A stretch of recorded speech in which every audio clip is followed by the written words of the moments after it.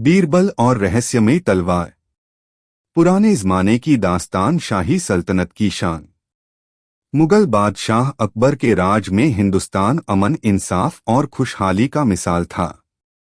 लाल किले के भीतर दीवाने खास में रोजाना दरबार सजता, जहां दूर दूर से आए लोग अपनी अर्जियां और मसले पेश करते।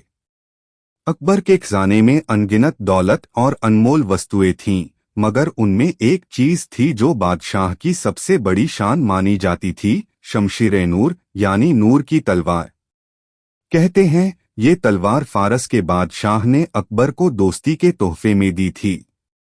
इसकी धार ऐसी थी कि लोहे को भी मक्खन की तरह काट दे, और जब इसे हवा में घुमाया जाता तो उससे हल्की सुनहरी रोशनी निकलती थी। अफवाह थी कि इस तलवार के रहते अकबर की सल्तनत पर कोई दुश्मन हावी नहीं हो सकता। गुमशुदगी की खबर। एक सुबह दरबार चल रहा था कि अचानक महल का दरवाजा तेजी से खुला और एक सिपाही हांफता हुआ अंदर आया। उसने घुटनों के बल बैठकर सलाम किया। शाही खजाने से शमशीर नूर गायब हो गई। अकबर के चेहरे से रंग उड़ गया। क्या? वो तलवार कैसे? सिपाही बोला, हुजूर, पहरेदार बेहोश पड़े थे। दरवाजा सलामत था, ताला टूटा नहीं, मगर तलवार नहीं मिली। दरबार में सन्नाटा छा गया। अकबर ने गहरी नजर बीरबल पर डाली, जो चुपचाप खड़े सब सुन रहे थे। बीरबल, अकबर ने कहा, ये तुम्हारा काम है।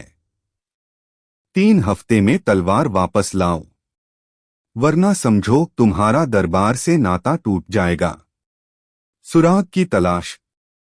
बीरबल ने सबसे पहले खजाने का मुआयना किया। फर्श पर हल्के गीले पैरों के निशान थे, जैसे कोई नम जमीन से चला हो। एक कोने में हल्की सी नीली राख थी और हवा में अजीब ठंडक। उन्होंने पहरेदारों से पूछा, तुम्हें आखिरी बार क्या याद है? एक पहरेदार बोला, हुजूर, ठंडी हवा का एक झोंका आया, फिर सब अंधेरा हो गया।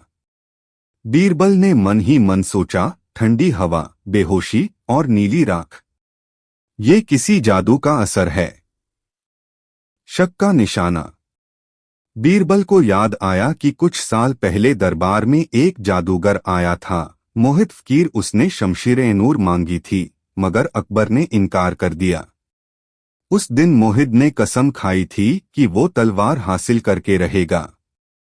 मोहित का ठिकाना कोई नहीं जानता था, लेकिन अफवाह थी कि वो काला जंगल नाम की डरावनी जगह में रहता है, जहां दिन में भी अंधेरा रहता है। सफर की तैयारी। बीरबल ने अपने साथ 3 भरोसेमंद साथी लिए।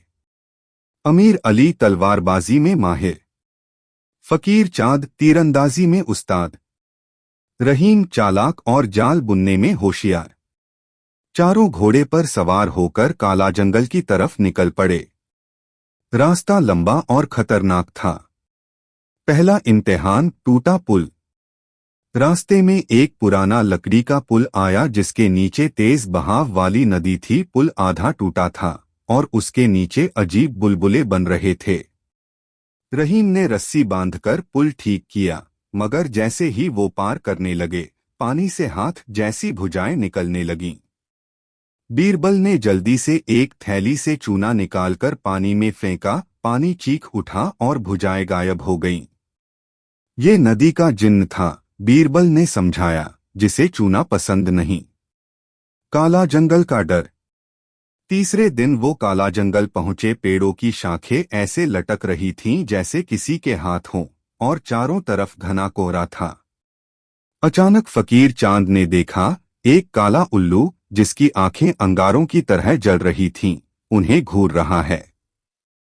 उल्लू बोला, मोहित फकीर तुम्हारा इंतजार कर रहा है, और फिर उड़ गया।